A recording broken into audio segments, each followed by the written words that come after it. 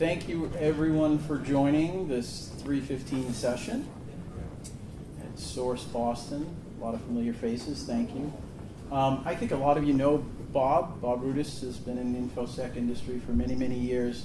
He told me not to read this whole long bio here, which, all right, I won't read it, but really, the guy's wicked smart, all right? Got to put my Boston accent on. So listen to what he has to say.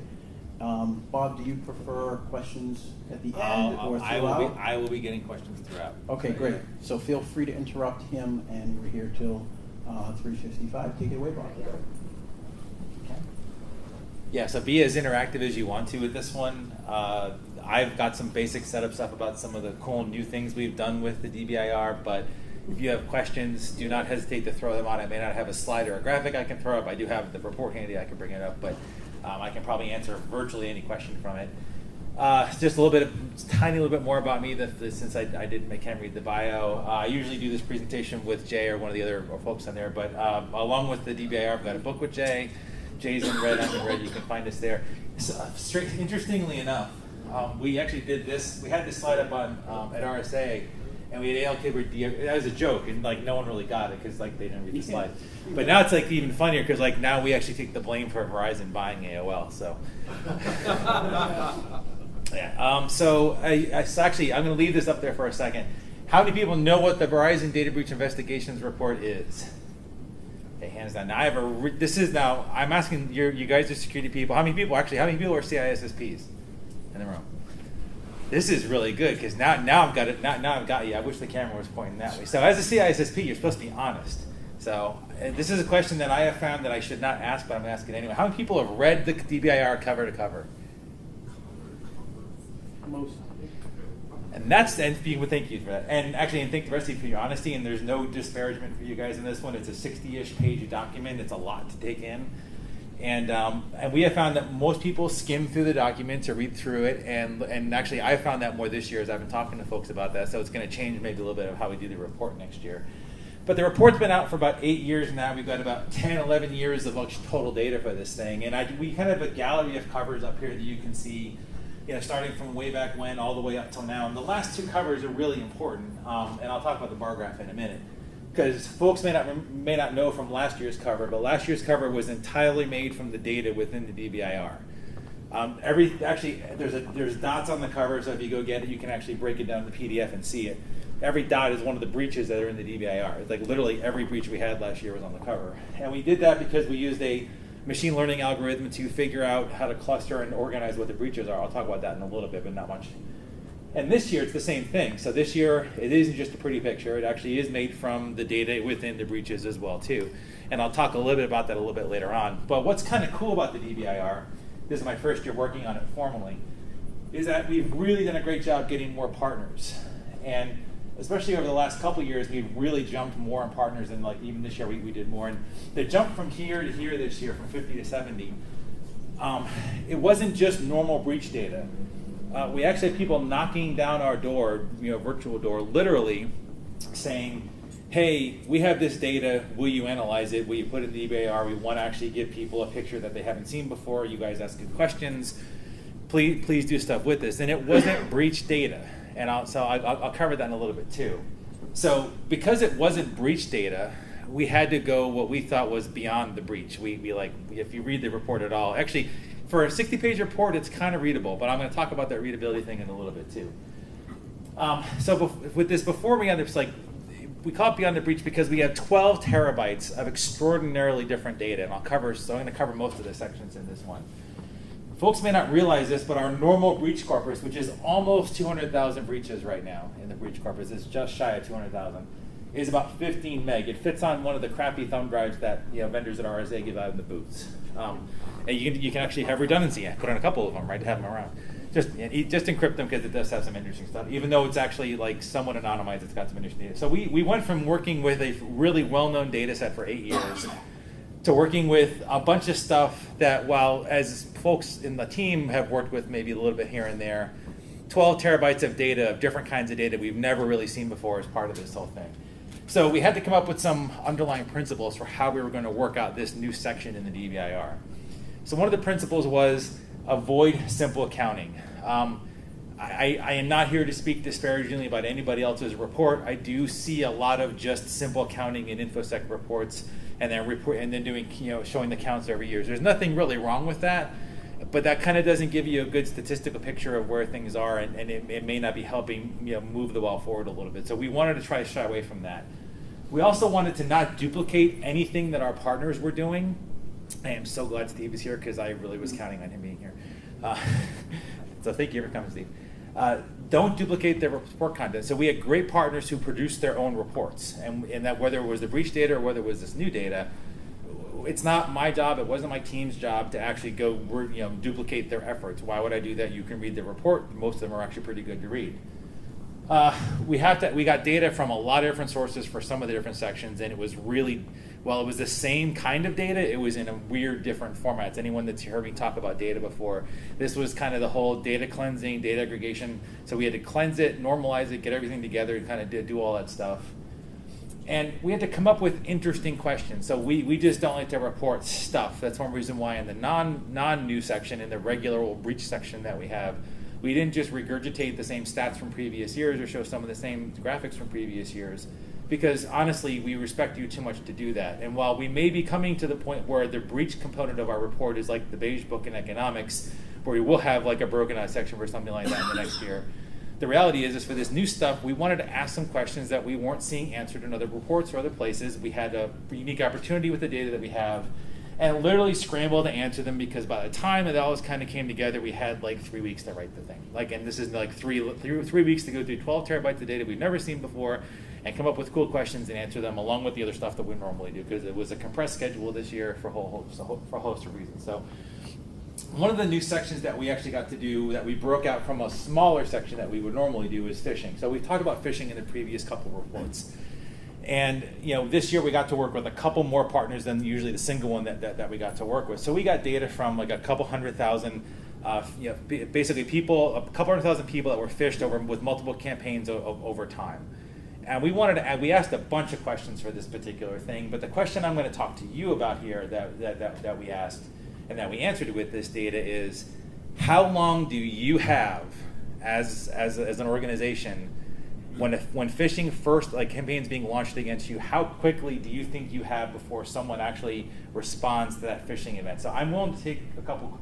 So the ones that read it, please don't answer this because you know what the answer is. Everyone else that didn't read it, what is the answer?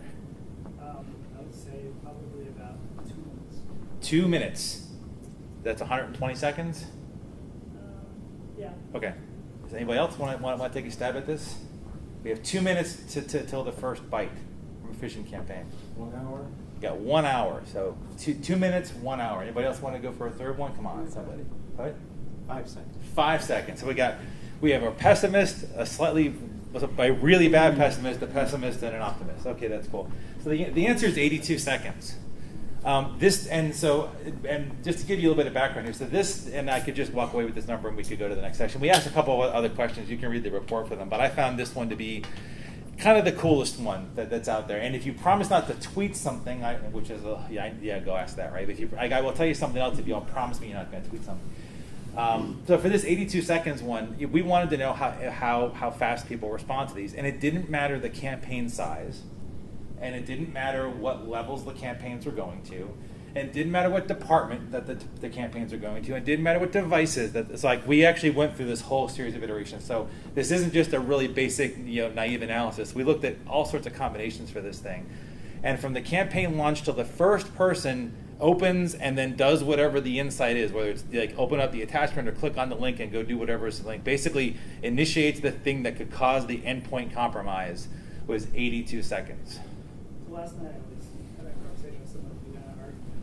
What is out of 100 people, how many on average would open up that? So I will go into some. So we have a question, so I'll actually talk about the other stats. So we asked that question too. And we wanted to know how many people also, out of all these things, like how many people in an organization are going to open a phishing message. Opens aren't really that bad, by the way. So, huh? Well, I'll do that one too. But since you started this, I will go down this path. So opens aren't bad. So how about when a campaign's launched, the average organization, this is across averages, what percentage of an organization is actually going to open a phishing email for any campaign? Who? 90. So we got 90. We have another pessimist. Anybody else? I'll take one more. 20%. So the answer is 23 and change. 23% are going to open it. Now, before I actually go do what you want me to do and answer your question, the reality is why opens aren't bad. So I still love security awareness. It's something that's my passion. I still serve on the board for SANS for security awareness, so I still do a lot of that stuff. And people have to open email. You all, I guarantee, have to open email as part of your day. Like I've been trying not to for the past 2 days, but I have to open email too.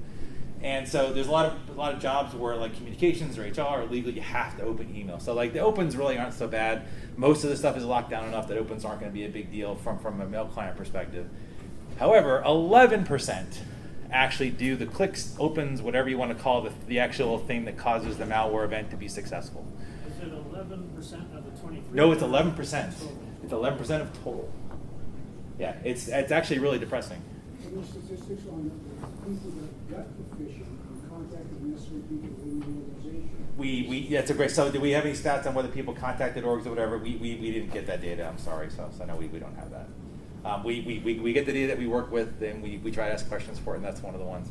And if you read the rest of the report, we have a section on malware, and you'll see how this ties into that. If you read some other parts of the report, this is a really bad thing. Like, actually, this is, the 82 seconds is bad enough. The fact that 11% are going to actually do something with it and cause the potential malware event to occur is really, really bad, because really that's how everyone got in last year. If every news story you read was some third party getting phished and then getting credentials because they got malware installed, blah, blah, blah. You saw the headlines, and if you read the report, you see the report. So this is really bad, and this is basically, one of the things we talk about in the report is we talked to MITRE, so MITRE was great, the awareness folks over there. And we talked to a couple of other folks as well, too, that basically said, look, an awareness program is key, a really great awareness program. And I talked about that at Source a couple years ago, too.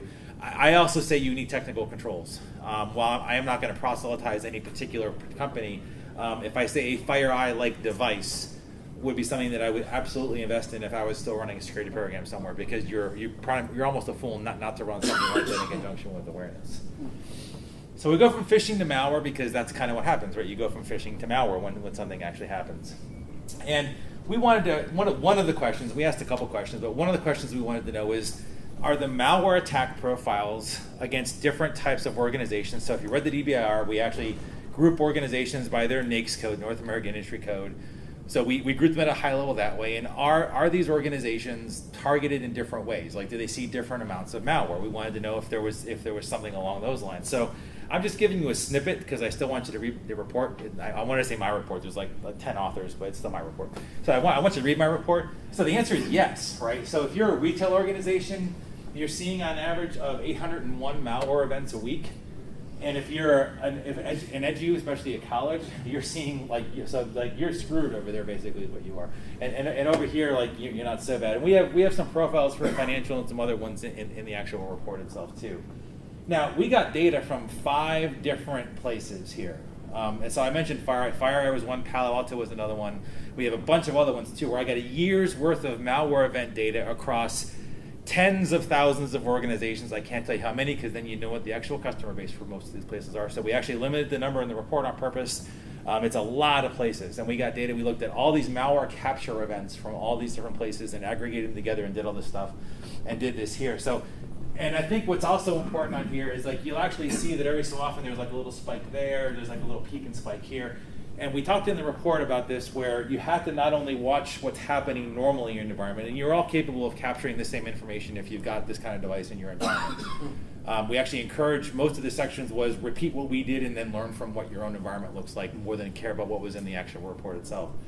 But so you have the normal, average, everyday stuff that your help desk is probably dealing with, which I would suggest getting that out of your help desk and maybe talking about it more at the security level.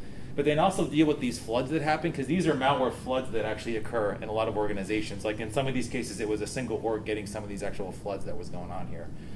So that's really important from a malware side. Is like, and this was across vendors. So this is the cool part about the report this year, right?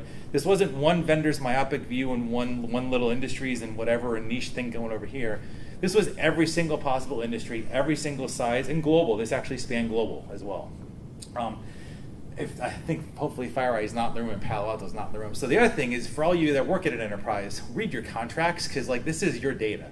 And you may not know that this is your data. It's anonymized. I don't know who you are. But I probably knew enough to figure out who most of you were from this thing, because we're pretty smart back at Verizon too. So I probably could have figured it out. But basically, this is data from a ton of people. So this is actually pretty representative. So the other question we wanted to know was, okay, fine, they're all getting hit with malware. And you can't actually flip open anything like your newsreader these days at all without actually seeing that someone was breached with super sophisticated advanced targeted malware for that particular organization. Well, it turns out that 70 to 90% of this is actually super unique and separate for that particular organization. And what we described it as special snowflakes fall everywhere. And the reality is this is the automated infrastructure that Michael Wortman was talking about a little while ago just in this room. And he was talking about it from a vulnerability perspective and a scanning perspective. And this is their automated infrastructure for getting malware onto your environment, right? They're tweaking things because if you're still investing in plain old signature antivirus and you're not doing much beyond that, they're going to get by you. Like this worked. This worked everywhere last year. It worked everywhere this year so far. I mean, this is the modus operandi, and we're still using 10-year-old, 20-year-old technology and thinking to protect our stuff. They're doing this to get by the simple stuff that we've all got in place because we checked enough boxes to actually go do it. So, yeah. When you say the response to hash? Yeah, so these are the cryptographic hash for all these particular ones, right? Yeah. So this is going to get by the majority of the stuff if you don't have the advanced capabilities. So I won't say every, but the majority of good vendors out there for antivirus have options to let you at least not have some of this stuff happen to you. Like they're a little smarter than that. And you have other devices that are actually smarter than that too to go do it.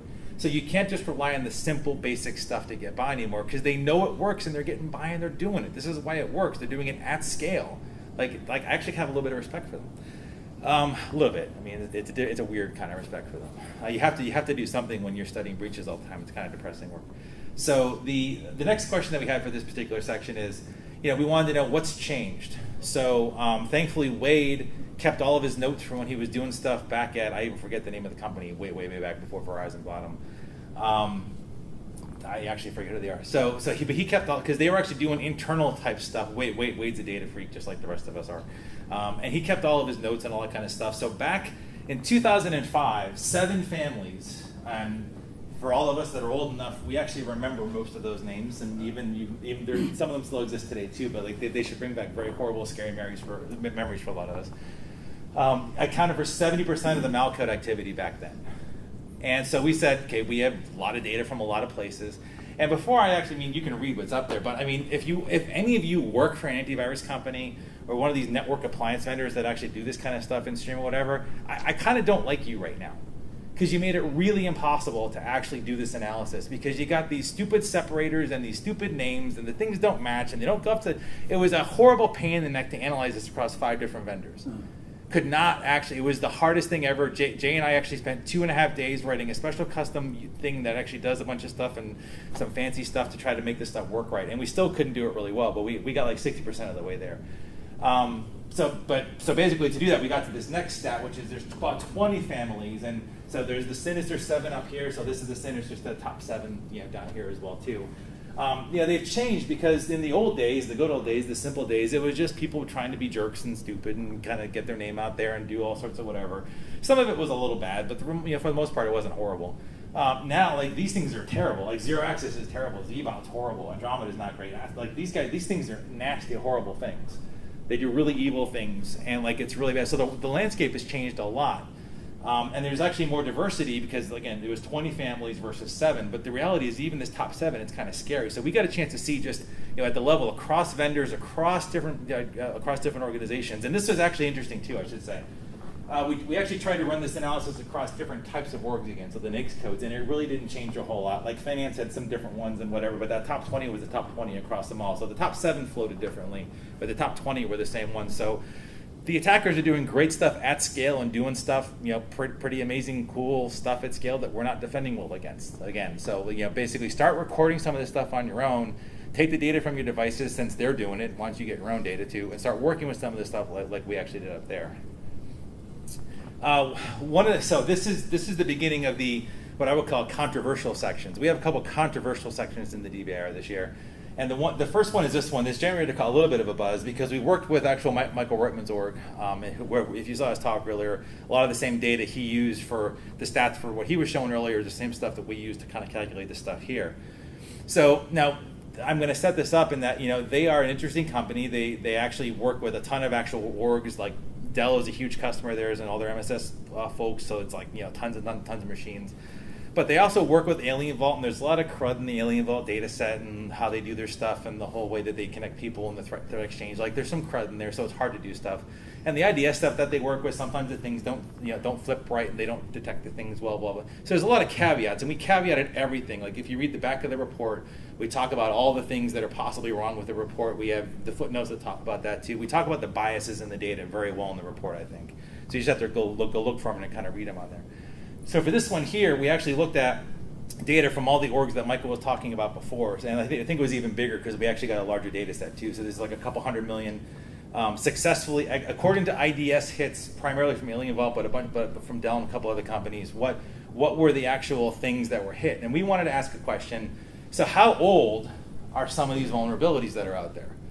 You know, because we keep getting told by all the compliance folks, patch, right? We got to patch everything right away. So we want to know, like, what was being done out there. And this was an interesting chart that we put together because basically, you know, if you would take what the popular culture thinks everything is, you'd be seeing, okay, well, the past couple of years should be where we're seeing all the exploits happen, especially in 2014 because we were for 2014 data. And you got, like, you know, 2007 where, like, that's like the biggest spike, and you've got stuff going back to, like, as we said in the report, they're partying like it's 1999. Now these are kind of SNMP things back here, so it's the looking for low-hanging fruit, but the attackers are looking for low-hanging fruit. Like, seriously, like, there's a bunch of old vulns that are really easy to wrap up into exploit kits that they're looking for because they're doing automated scans across the entire internet. And if you're not taking care of some of this stuff on the perimeter, this is what they're going to go after. We're not saying, you know, I can't talk to you about targeted attacks. I don't know your organization. I don't know what the threats that you particularly face as a particular org. But I can tell you that if you're leaving stuff hanging out there that's publicly available, or if they get in with that malware, and they're actually trying to get through and do lateral movement within your environment, they're going after the easy stuff. Yes? You just mentioned the perimeter. Is the data primarily based on? Yep. So this is the IDS hits either from the perimeter or from wherever the stuff was staged internally as well. So, Okay. so just like with the other data, so like the malware data, if those appliances were placed weirdly and stupidly and improperly, and we cover this in the report, we actually talked about that. We cited that as one of the biases. We don't know how those appliances were placed. Michael has no idea where all the positioning from those, but he does know that there's a mix of internal and external for these things. So we actually did get that. So this isn't just perimeter. This is both lateral movement and actually perimeter stuff coming at you. Bob, did you ask yourself the question, what are the typical CVSSs? So yes, and I'm so actually don't make me put up that slide. Hold on, I'll be 1 second. So before you get to that, yeah, I was wondering, did you correlate? This is looking at just the IDS data. This is looking at the X. So this is we took yes. So short answer yes. Did you correlate that against the actual breaches to see if that followed us? Oh, so this is anonymous. So just like Michael said earlier, this is completely anonymous data. So I don't know the actual breaches. Like, we don't even know if this led to an actual breach of an organization. We just know all that breach data. So did you model the breach data similarly to see if it follows the same kind? Oh, so yeah, I mean, if everybody was really good about filling in breach data and gave us the CVSSs that actually did that kind of, sure, yeah. So if you just volunteered to work for me and do that, I mean, I'll send you out an interview. That's totally cool. Yeah, so our breach data is some of the ugliest data you've ever seen, and I will show. If anyone that wants to see it, you hit me up, and I'll do like a Google Hangout with you, and I'll show you just how awful our breach data. It's terrible. Like, people don't fill it in. We have CVSS data. We actually shared our CVSS data with Michael, and he laughed hysterically over Hangout.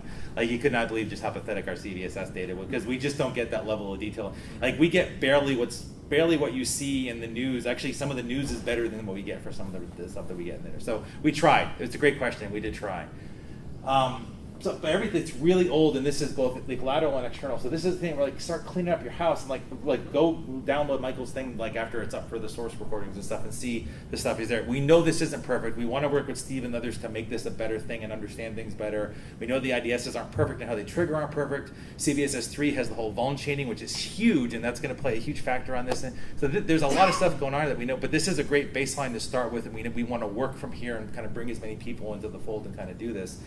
And you don't have a lot of time, right? So there's not a lot of time to do this, right? So if you start from here, so this is the week exploit occurred after CVE published it, and it's a cumulative thing for 100% afterwards. So this is like after 4 weeks, like 50% are actually going out there. Like, you don't have a lot of time. Like, and actually, there's probably a delay here with Michael's data capture too. and it's a lot of it's relying on good time settings for the actual organizations, and we all know how great you keep NTP and your own organizations up to date, right? So, so the reality here is like this could actually be a lot worse than it really is.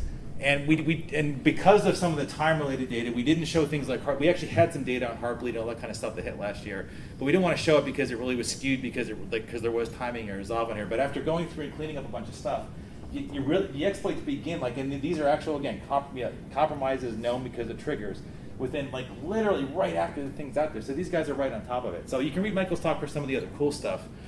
But again, this was some controversy, right? So like the Twitterverse, blew up a little bit, and like people were a little bit hating on this particular thing, and I get it.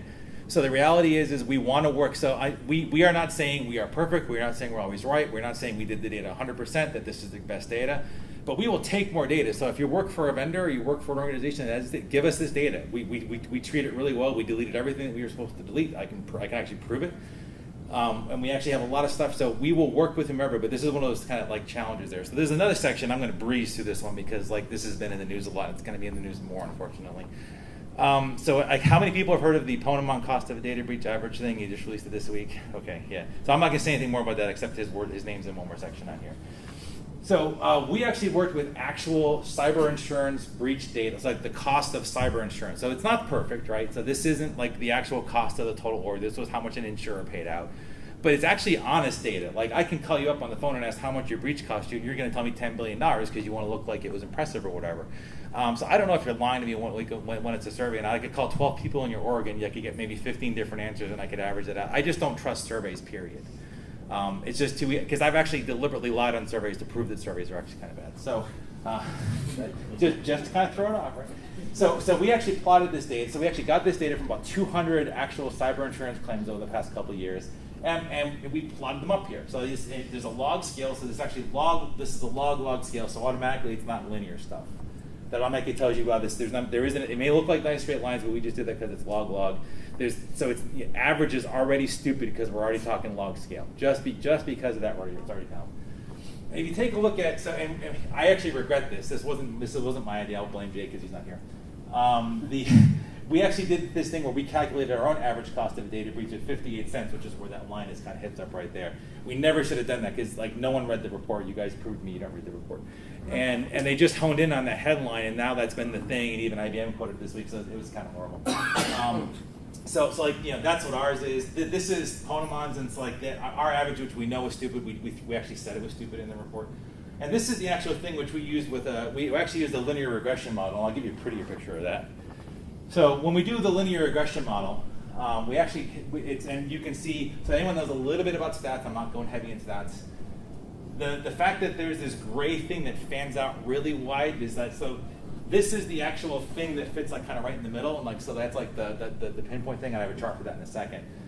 The grayer, so the wider the gray area is, the less confidence we have. So like basically, like the range basically gets larger is the best way for me to phrase that. There's a range associated with this stuff, and I'll give you the range right here. So this is the expected value in that middle, and like as depending on it, if you want to be a FUD guy, you can actually go over here and tell people like the world is ending. If you want to be way too conservative and look good internally, that may not be true. You can go over here. The truth is somewhere in like the middle here. Like so, if you have this many records, it's going to cost kind of roughly in between these numbers to go do that. And this is what people are used to from real financial loss models. Like at the executive level, when they're looking at financial loss, they don't look at it in average terms. They actually look at it in range terms. They look at it in distributions like we just put here. Our model's horrible. We say that in the report. Our model still isn't perfect. One reason why it's still based on records. I can show you a bunch of other charts that show why. We have like a ton of enumerations in our Veris framework. We analyzed over 300 of them to kind of go do this. And the reality is nothing actually helped describe it better than records so far. There's about half the cost of a breach is not described by what we have available, or even what Ponemon has available. It's really, there's a bunch of unknown stuff in there. So we're trying to work with cyber insurers and other organizations, and even Ponemon, to try to make this better and tighten up the model and have a better picture for folks that are out there. But the reality is like, and I'm going to go a little quicker. So the reality is you really just can't go by the simple average, but you also can't just trust our model completely either. But you need to, if you want to start working with us, let me know. We will work with anybody that wants to talk to us about this kind of stuff. But we got a lot of you're doing it wrong stuff on this one too.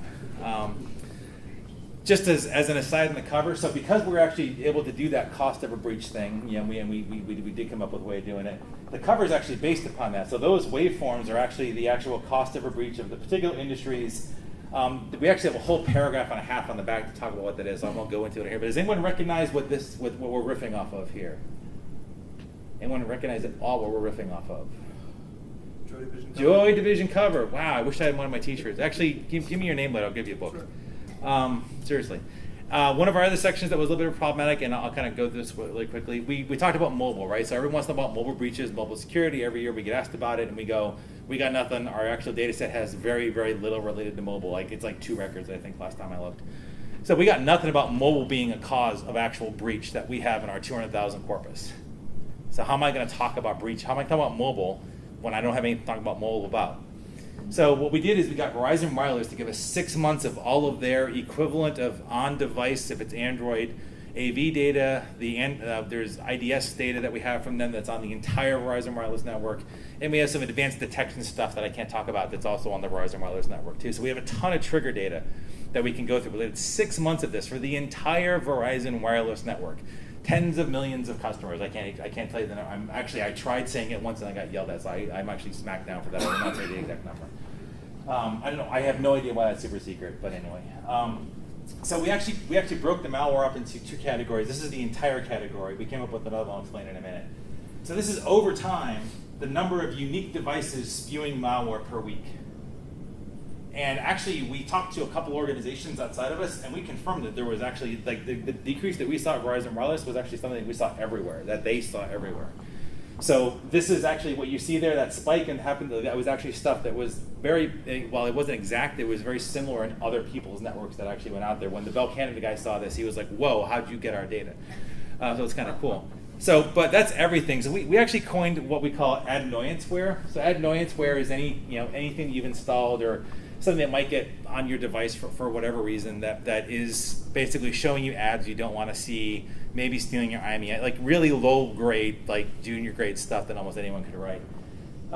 There's non-annoyanceware, which becomes C2 things that actually become denial of service agents that, basically the really nasty stuff that your PCs get, right? The same horrible stuff that exists out there.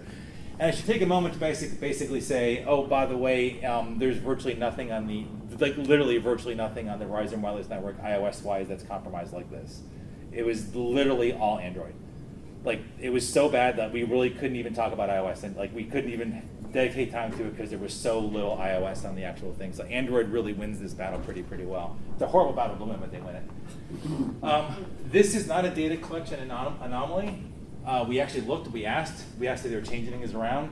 For that particular week, there actually wasn't any significant activity of this particular type going on there. So when we actually filtered out and separate the grades, this is what comes there. We may have made a mistake. I can't ask you to look at that data for me, but we had our own Verizon Wireless guys look at what we did, and they said, no, that wasn't a mistake. So you can take my word for it, you take their word for it. It is just our data.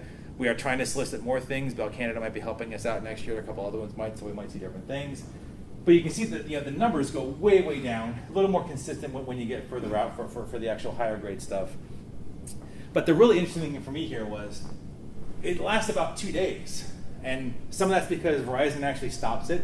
But some of it's also like the phones, like people delete the app, the phones get rebooted. Like these are really unstable devices for malware to try to live. It's very difficult. It's a very challenging environment for them to work with. So the timing there is it goes way out, and it's a pretty long tail thing. But we got a lot of this from all the people that make their money scaring people into thinking that they need to have very expensive systems to do malware security. Now, we want people to do better with malware. We actually say in the report, do better with your stuff on mobile, right? You have an opportunity now you've never had before to secure this environment so the attackers don't get there. So this is one thing you actually really go need to do. Really quickly, industry patterns. You've seen this chart last year. It's the same heat map as last year. The only thing we did is we added a little bit of a 3-year history and bar charts below it so you can actually get an idea, at a glance, look at what's there.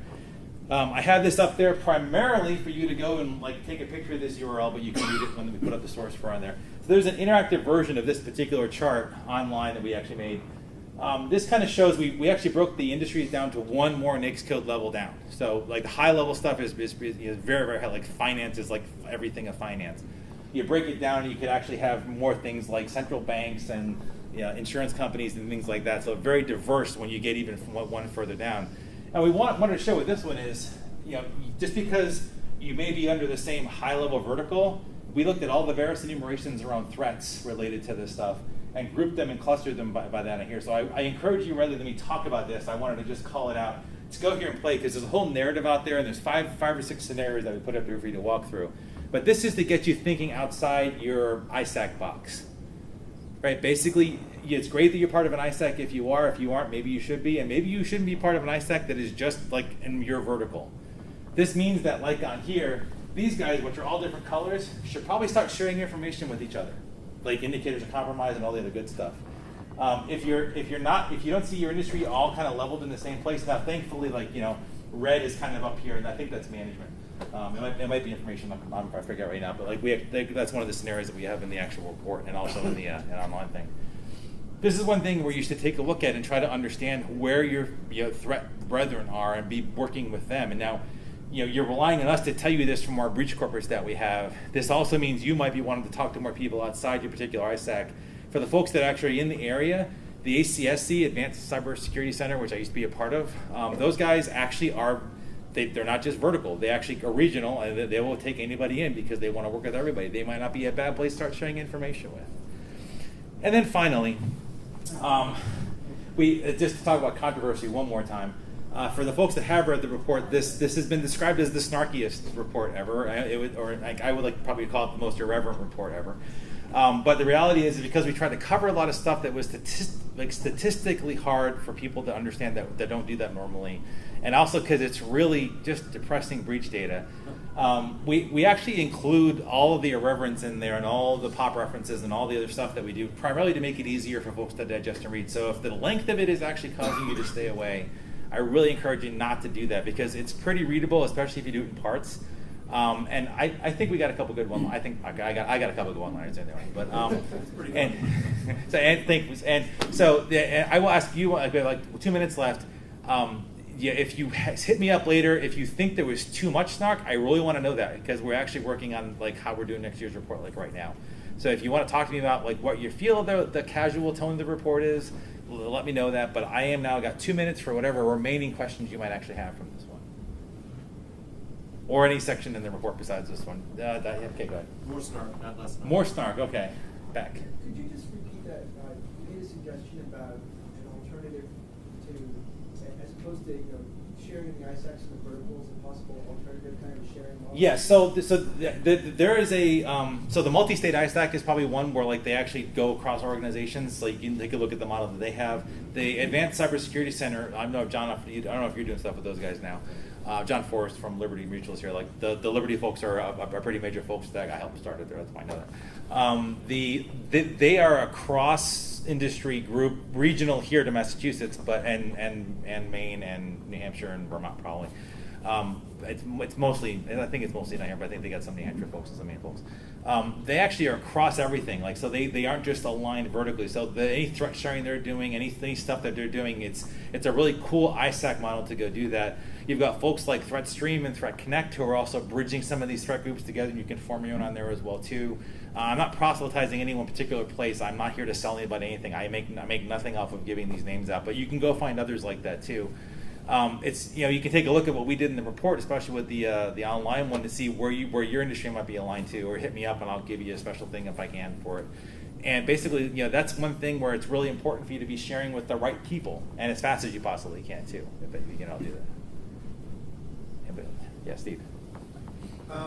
You were talking about records almost ruefully as that being sort of your primary unit of measurement, but then you alluded to the existence of other kinds of things that you just couldn't mix into your analysis because of data quality problems or representation or whatever. Could you touch on what? Sure. So if you look at veriscommunity.net, the entire enumeration set for what we do, we try to record breaches with, is there. So literally every detail we would like to record about an event is listed there. What we in the form that we would have, and we took about 300 of those. So it's different kinds of threat actors, source countries, target systems, all sorts, any technical way to describe a breach. And some of the records were actually not bad. So of these 200, we actually got a lot more detail than we usually get about some of the other ones too, because we got them from the cyber insurance logs, which is great. They care about data because they like actuarial stuff. It's great working with those guys. And even with that technical data, so these were pretty filled in records from across these enumerations. Even when we factored those in and we tried to run the models in different ways and do some stuff, they actually didn't move the needle. Like those basically those were baked into something related to the breach. But again, about 50% is still unknown, and you can see how that goes out as the fan gets larger and larger in that sailboat. I call them sailboat plots. The distribution chart that you saw. That's huge, right? There's 50% of things that are unknown besides records about a breach that may relate to organizational culture, that may relate to how an org is structured, that may relate to how an org processes in, like other stuff that is not related to the actual details of the breach itself. And that's actually scary, but it's also kind of exciting if we could get that information. And the insurance companies are really eager to get that too right now. They're trying to figure out help us figure out what that is. If we could do that, and that's why I say ruefully, because like we were hoping that we had like something to be able to put records, and it's like no, we still just plug records in and you get some. Now on the flip side, if we're willing to live with some like wide-ranging confidence intervals for your estimates, you've now got a good range to start working from when you go back to your organizations, and you can start having real discussions at like the finance table about things and how you should be protecting things and investing things that you couldn't do before with multiplication. Like literally, like we had this thing like division and multiplication aren't models. Like they are involved in models, but they themselves aren't really good models. You now have something that gives you far better than that. And if you want to give me a record count, and like I will give you the actual range if you want that, or plot a chart for you or whatever. Like we just did this for a summary thing up here. If you want the coarser stuff, we'll do that, but we'll be glad to give you more data if you want more data. Any sort of like major trends or phenomena that you've identified over the years you've been doing this? So yeah, actually, so the report actually, what we did this year, especially for the breach stuff and in the rest of the report, we actually covered that, and we actually talked about the shifts over time for a bunch of things. So I would actually and I'm not actually, we have like a minute, so I'm not just saying to go read just to go read. I'm also saying it because we have a minute. I know that like not many of us actually run point of sale environments, but if you run a point of sale environment, read that section because we cover the history of it and what happened there really, really well. But what I will tell you is that we have seen a huge shift into what people are doing with the use of phishing. There's a huge diminish in the use of keyloggers. So like the whole like area of doing, and everyone's basically saying I don't need. And maybe what I could tell you, the shift over time has been, I don't need to be a super smart technical criminal anymore. Your people are falling for stuff because you're not treating them well, and your culture sucks, and you don't have a great awareness program. You don't have the right technical controls in place to do what you're going to do. So I'm going to phish you or one of the people that you do business with. I'm definitely going to get in. I just told you you're almost guaranteed to get in on these places. You're probably running something that I'm going to get by with really trivial malware. And once I'm on there, I can pretty much do whatever I want to do with legitimate credentials, because you're not monitoring legitimate credential use, because you're also not smart enough to use two-factor authentication on your perimeter. Like literally, that was the story of the DBIR this year. Like we didn't come out and say it that abruptly in the DBIR, but literally that was the actual story for so many things in the DBIR. And literally, if you just patched your perimeter stuff, you would have gotten 25% of the things that happened last year wouldn't have happened. If you did two-factor, 25% of the things last year wouldn't have happened. This is no joke. This is like, and like I hate quoting best practices, because both of those two things are best practices. But the reality is like that's all the simple things folks actually had to do. And I know it's not simple. I worked in an org. I know the rocks and the mountains you have to move to get this stuff to work. But literally, the data is here now to go, like, you're gonna be a victim, guys. You really are gonna be one, because they're just arbitrarily going after this stuff opportunistically. Yes, they target some places. Obviously, we're not talking about those. But for the majority of people that are out there, clean up your houses, and you're gonna actually, and this isn't a bear conversation either, because like at some point, when I've had this conversation with Wade, and I actually had it with Josh a couple weeks ago, like if we actually clean up our houses here, and we do a good job of getting this stuff and making them have to go more technical, maybe even have them go to mobile, like we have just raised the stakes in this cyber, like I'm not going to use the word war because you just had a panel thing about that here, and I don't want to talk about that. But we just raised the stakes in this whole battle that we're facing, right? Like we are basically escalating warfare. So like right now, be a little thankful that there's a lot of people that haven't cleaned up their acts. Because honestly, the ones that are, you're going to do better, because they're still going to keep going after the easy targets. The more we get cleaned up, this escalates to a point where we're not ready to handle it anyway. But at least, like we're probably 5 years away from that anyway, so it's probably not that big of a deal for everybody here. But the reality is, it's like really basic stuff that the criminals have found the way to do things, and it's working. It's like June, right? Almost like half the year gone. It's working great for them this year so far too. So we haven't changed a whole lot since last year anyway. So and maybe after the report's out, as more people go through it and read it, you might get more more people changing their ways. But we're still going to probably see that as a big thing next year. At least that's what we're saying. At least we're trying to get mid-year data. We may not release a mid-year report, but we're trying to get a mid-year view of this. That we may tease some information out, and if you ask me nicely on Twitter, I may give you an off-the-record comment about something in the July-August time frame. So, anything else? Oh, thank you very much. Oh, wait, one more. Can you talk a bit about the sort of the puzzle and the game? Oh, yeah. So actually, this is a good question. Thank you. Does anyone know that we actually have a DBIR puzzle every year? How many people know we have a puzzle on there for DBIR every year? Okay, so every year, for those of you who don't, we actually encode a puzzle into the DBIR. In the past few years, it's been on the back page, printed in the same color text as the back pages, which is usually black. So it wasn't really that hard to go get it last year and the previous years. You had to actually do some basic decoding, and then we take you on a wild goose chase throughout the internet to kind of go do some things this year. So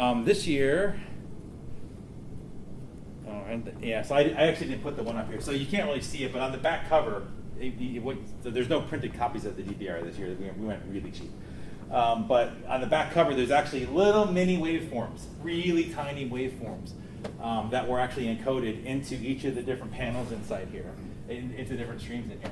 And you actually this year had to decode them from the ups and downs into zeros and ones. You then had to XOR them all the way down, and then you had to ASCII decode them across to get to a bit.ly link, which then sent you on another wild goose chase throughout the internet, including Gopher servers. Actually, we actually set up a Gopher server this year, which was really kind of funny. Awesome. That's awesome. Just very quickly, but is there a trend as far as like the size of the breach losses? Is it increasing? Is it steady state? So actually, I wish I could tell you that. So in terms we could probably talk to you about that from a records perspective, but that's kind of hokey because an F-15 strike fighter versus a couple hundred pans. I don't care about those. And we don't get really good loss data. So the loss data we have is actually from the insurance companies. So just using them as a trend is bad because not everybody has cyber insurance as well too. So we're still in a bad position to talk about actual cost of a breach over time for those kind of things. We'd love to do that, but it's not statistically sound to do that, and we try not to do things that are not statistically sound. So, anybody else? Yeah, Mr. Whitman. Can I ask a data question? Oh gosh. Security question? Yes, Mr. Whitman. So you guys have been doing this for a while, and every new report, some kind of new metrics or some new visualizations come out. But a couple over the past 3 years have been kind of stable and things that you see as really valuable. Is there any possibility of making those not point in time, but rather like the interactive thing you guys have, being something that updates as the data comes in? Yeah, actually, that's a really great question. So there's, I'll answer 2 questions. I know we're running over. I don't want to trounce on the actual ending keynote because it's going to be. You guys really need to go to it. It's going to be awesome. Actually, I know I'm part of the organizer, so I know it's in it. You guys need to go. I don't usually get excited about stuff, but it's not cool. It's really fun. So 2 things with that. So we are working on a data collection platform with multiple partners, including ourselves, to enable people to be recording these things in a more frequent way. So that's first thing is key is getting the data from people. So we need that, that's something we need first of all. We are actually at least trying to get a mid-year version of it so that we can actually update these things. And the third thing, which basically is tied to that, but I mentioned it earlier, is the way Jay and I have been talking about it is there are enough core stats now, especially with the stuff that we've done over the past couple years, that we can actually start developing what we would kind of call the beige book of breaches. And have that be the thing that the beige book is not a great read, guys. If you've ever seen the beige book from the government, it ain't great. It's a really boring read. Unless you're actually into that stuff and need to know the information, then it's a really awesome thing. So if we can produce that on a more regular basis and have that released, and at least quarterly, if not do more, that can then be the thing that gets tracked over time as we find new nuggets, and then we do the new nuggets and things coming in from there too. So yeah, that's a really great question, and yeah, we're really trying to do that. It's just the data collection is really, really hard. As you kind of well know from the stuff that you do and on your side. It's just your scale's a little bit bigger than ours. So, anything else? Thank you for your time and your interaction. I really appreciate it. Oh, sorry. All right, so shut me off already. You good. Okay, we're all heading to, let me see, Empire Ballroom, first floor.